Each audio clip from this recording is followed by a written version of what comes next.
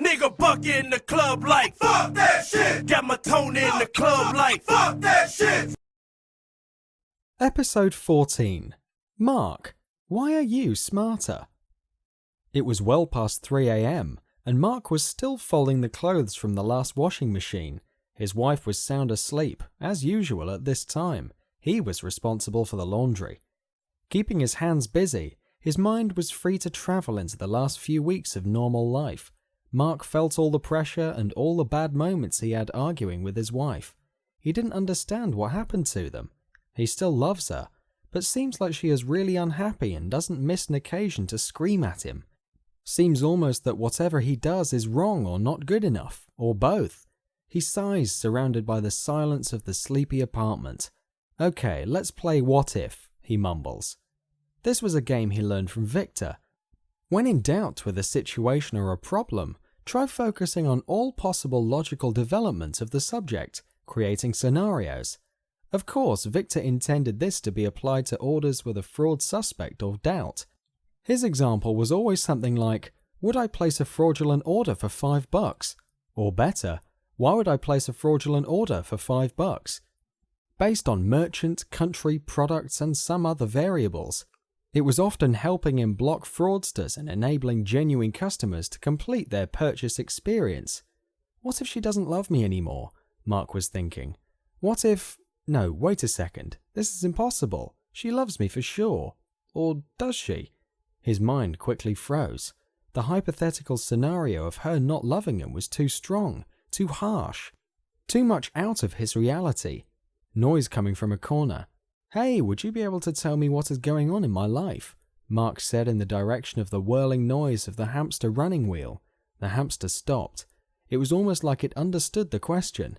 He was now looking from its cage towards Marc's direction, looking him directly in the eyes. Marc smiled. Funny how the human mind would immediately associate a hamster understanding humans with a simple, the hamster heard my voice and it is now looking towards the noise origin. Haha, funny. Still, his main question was unanswered. Marc knew he needed to talk to someone who could avoid talking to her about his doubts, someone smarter. And of course, who is smarter than Victor? Hey, come on, Victor is awake for sure, let's go to his place. And Victor was indeed awake, in a total combat mode and with a dense smoke curtain wrapping him around like a bubble. It wasn't the regular hours for Marc to visit, and Victor understood that something serious was going on. Dude, what's up? Victor, I need to talk to you. Before even completing the sentence, Victor was already closing down his video game and lighting a new joint, slowly turning his torso and chair towards his friend. Tell me all about it, Marc. If I can help, glad.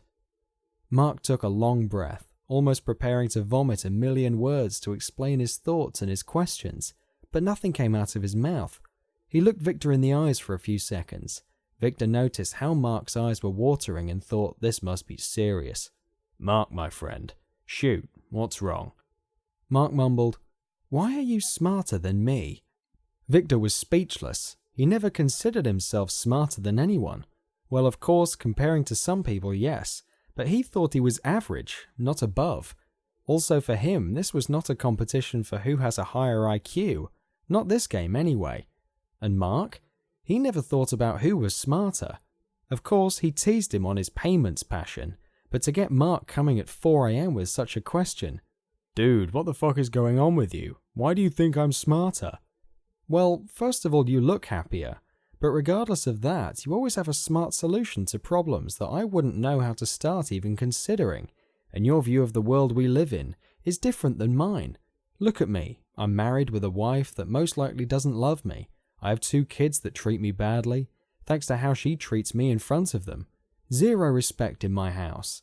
In the office, no matter how good the results I achieve are, my colleagues tease me without any respect. My bosses forget my name and I could go on for hours.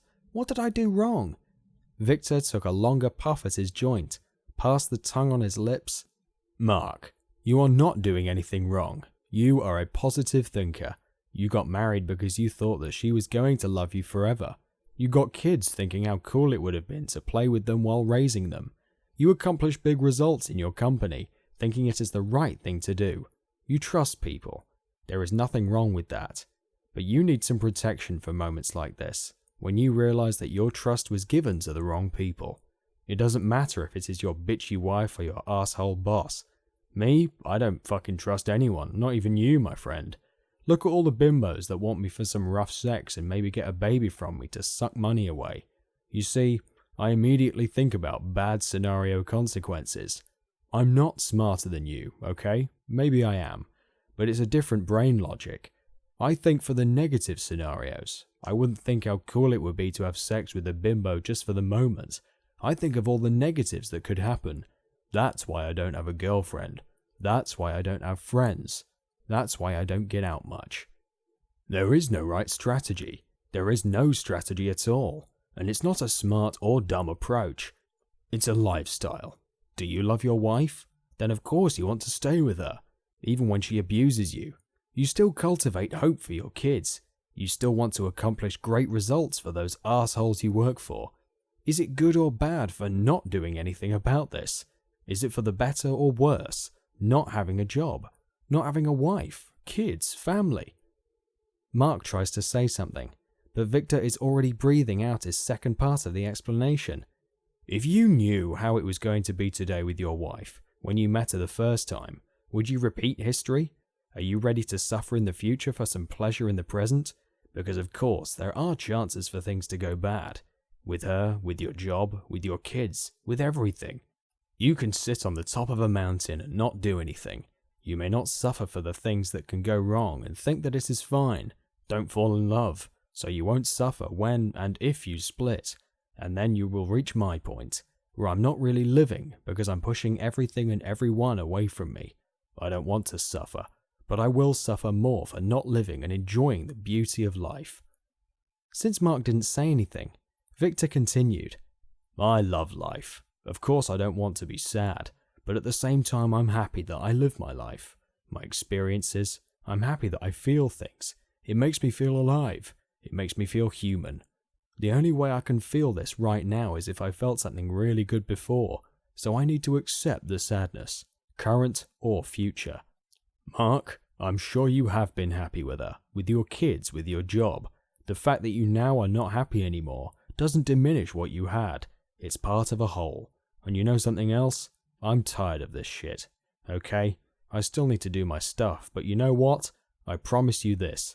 The next girl I find, bimbos excluded, I'm gonna give her a chance. Maybe I can be happy as well. Victor turned his chair toward the computer. Need to show you this crazy video. It's too funny. But Marc was lost in his thoughts. What do I do now?